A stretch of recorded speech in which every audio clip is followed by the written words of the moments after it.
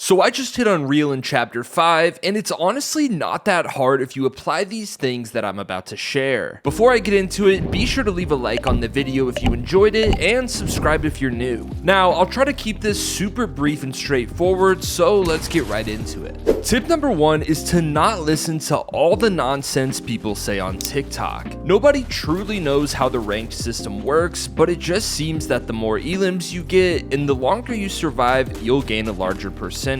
Now, you probably know that part, but my main point is don't listen to the bozos you hear yapping on TikTok who act like they know what they're saying. Tip number 2 is to find a drop spot and stick with it. Learn the ins and outs of it and learn how to efficiently loot it as fast as possible. I like to land here because it gives me guaranteed full shield and really good loot. I stray away from landing at the mythic locations and typically fight the medallion platers a bit later in the game when I have full shield, good loot, and am a bit more comfortable overall. Tip number 3 is to fight with confidence. At the end of the day, if you're bad at fighting, you'll struggle to rank up. By W keying and pushing people more, your ability to fight will improve much faster. You can also spend time in creative, which I think is great for improvement because the stakes are low and you can pretty much respawn instantly. There are also tons of game modes you can play that will help you improve so fast. For tip number 4, let's talk about which game mode is best to play.